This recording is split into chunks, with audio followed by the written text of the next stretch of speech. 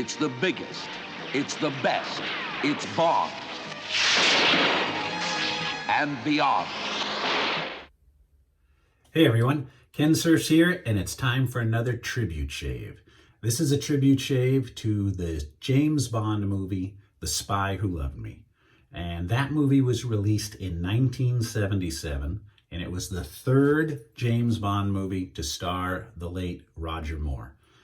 I was 15 at the time when it was released, so I still didn't have my driver's license. It wasn't until the next James Bond movie, Moonraker in 1979, that I was able to drive, and I was able to drive and see that movie many times.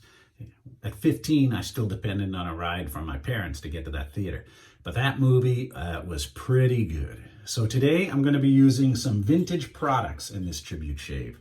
We have an X2 Black Beauty from 1977, the second quarter. I'm going to be using that today.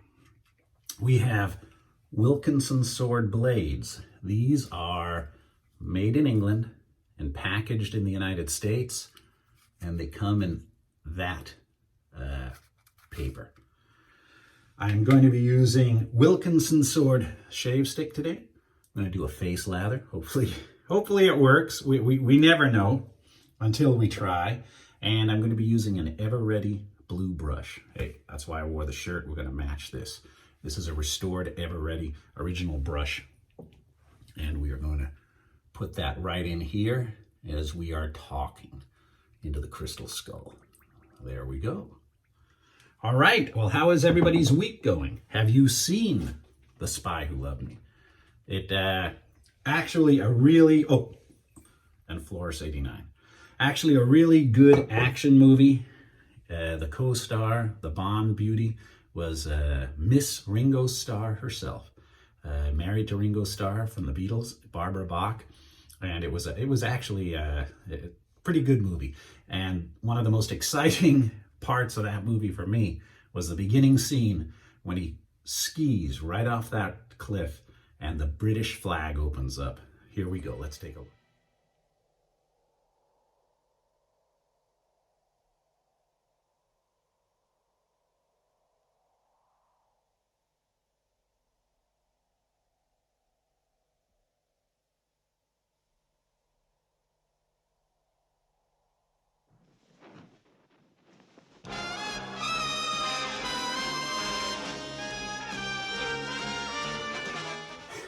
That was one of the best opening sequences I've seen in a James Bond movie to date. And at that time, although Moonraker, getting thrown out of an airplane without a parachute was doggone cool too. All right, well, let's get this shave started. Hopefully it goes good. It's been 2 days since my last shave. I'm going to be going to the dermatologist tomorrow, so I'm going to probably have some burns on my face. I probably won't be able to do a shave for a while after that, but we will see. So let's get started. Oh, wrist watch check. We've got an Omega Geneve, early 1970s, so it's appropriate for this shave. On these tribute shaves, I try to get the equipment very close to what would have been available in 1977, in this case, that you could have used. All right, wet the face. We're going to apply some of this.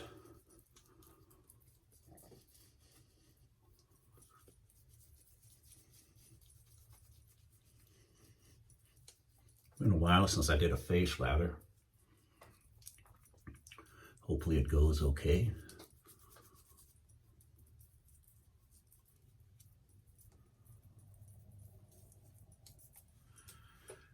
And take the brush, get some of that water out of there, and I will put a little on there just to help out.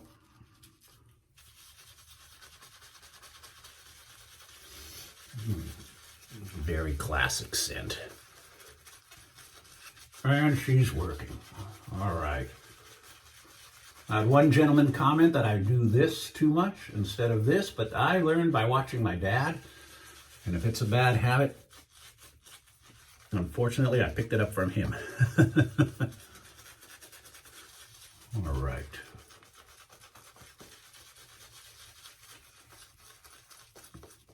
Some people were asking, hey man, can you do one gent in particular do a shave and talk about the aggressiveness of different razors. And I'm telling you, if you get one of these adjustables, you really can set your own aggressiveness. And you can see that by changing the number, we're on number 3 now. This goes all the way up to number 9. So we're at a mild razor here. And this Black Beauty has the plastic base. They started to do that in the 70s, the mid to late 70s. This 3 is very mild, I can tell right now.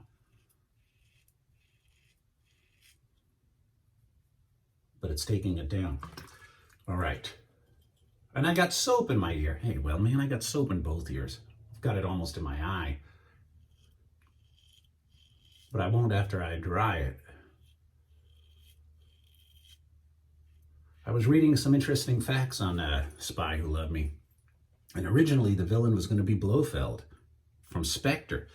But at the time they were going through a lawsuit with Kevin McClory, I think it is, who co-wrote Thunderball, and he owned some of the rights to the characters. So they couldn't have Blofeld as the villain.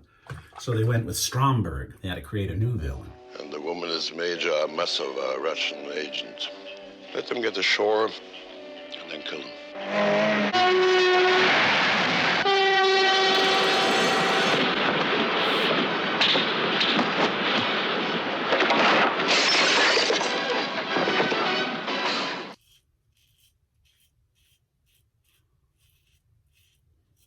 Pretty much the Russian agent or the Soviet agent teaming up with James Bond to stop the theft of nuclear submarines.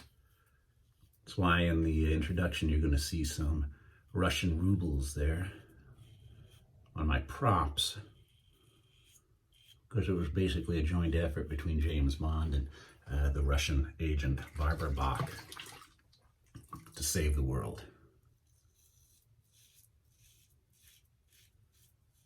Of course, since James Bond at the beginning had killed Barbara Bach's boyfriend, she threatened to kill him later. Let's take a look. You sent for me, Comrade General. Good morning. Major Amasova, we are facing a most delicate situation. I regret to inform you, Major, that Agent Sergei Barzov has been killed. On a mission at Berngarten in the Austrian Alps. Tragic occurrence, Comrade General. Please keep me informed, Comrade General. I should very much like to meet whoever was responsible for his death. General Gogol, or Gogol. He was in quite a few of the Roger Moore James Bond movies, playing the Russian general.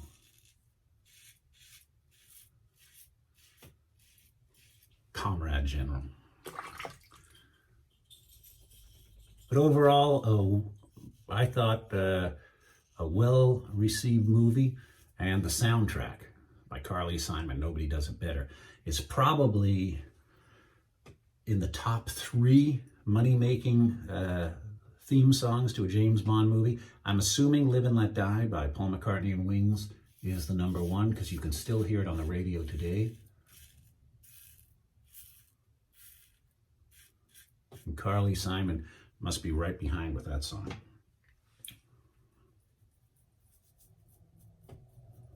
All right, no cuts yet.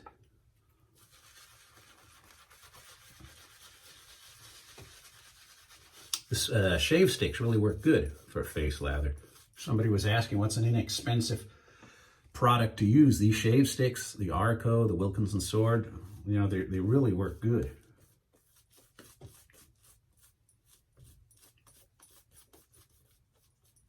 Painting the fence. Yeah, very slick. Now, some people with these adjustable razors change the setting on the second pass. But I'm not going to do that. And I'm excited to say that I did see the preview for the new James Bond movie starring Daniel Craig that's going to be coming out soon, and it looks pretty good. I'm here to tell you, so I'm excited about seeing that movie too. All you James Bond fans should be. And on eBay, I have ordered a 1979 Gillette flare tip. It's being shipped right now. Since Moonraker came out in 1979, I will have the correct razor to use for that shave. Another bit of trivia, in 1977, when this movie was released, that was when Gillette released the Atra cartridge razor. First time it released that. So that was when kind of the start of the cartridge takeover. Although the Track 2 had been released years before. When I get down to doing a GoldenEye tribute shave, it'll be with a Sensor XL cartridge razor. So be prepared. A lot of you are going to say, oh, why didn't you use a DE? To be honest, at the end of the 70s, that's when the DE razors started to get retired. They were replaced.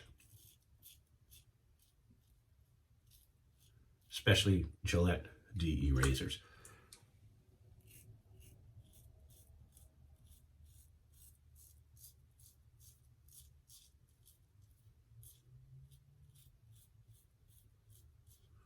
Another request I've been getting is, what do you think of the Mercure Future clone from China? And the Mercure Future, I didn't like it so much.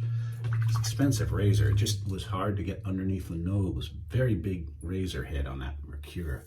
So people were asking, hey, how's the clone? And to be honest, I couldn't tell you. But for $9 shipped, got me. For $9 shipped from China, I'll have to give it a shot. And it's on the way. So we have a few razors en route.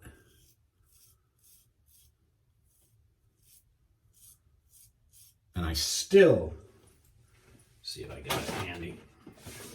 Let me pause this. I still want to try a shave with the chic version of that band razor. I haven't tried that. I've got the handle, so that will be coming up too. I think I got everything.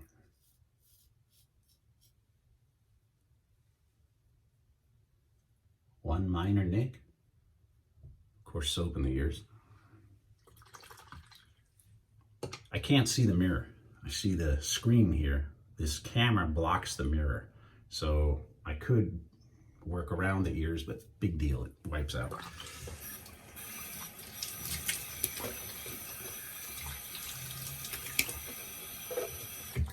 All right.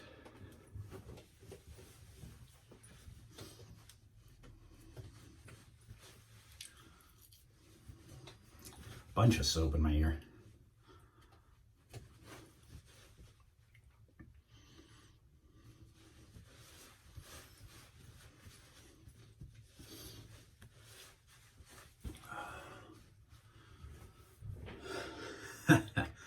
For old vintage blades, they do pretty good. I could tell it just wasn't as crisp as some of the newer blades. These have been on a shelf. Those have been discontinued for years. Those blades have been on a shelf for a while, so they're probably not at their peak performance, but hey, it did work. Did work real well. All right. Floris, number 89. My wife doesn't care for this scent, but since it's and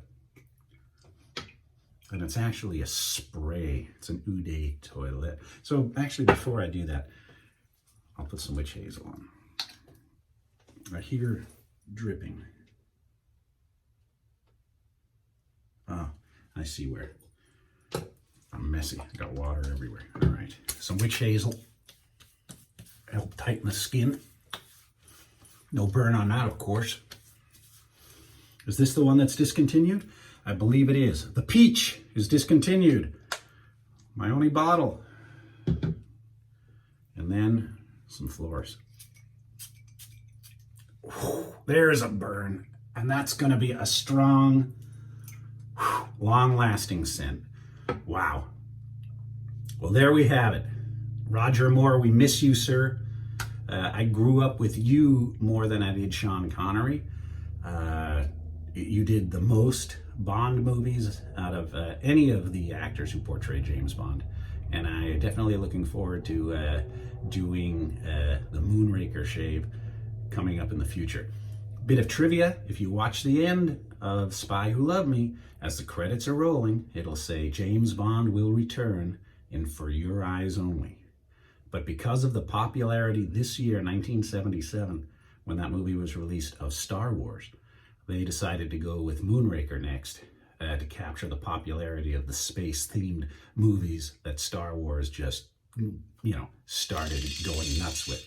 That was the beginning of a lot of the sci-fi stuff, 1977, thanks to Star Wars. All right, everybody, thank you very much for watching. Hope I didn't bore you. And another tribute shave under the belt. Till next time, have a great night.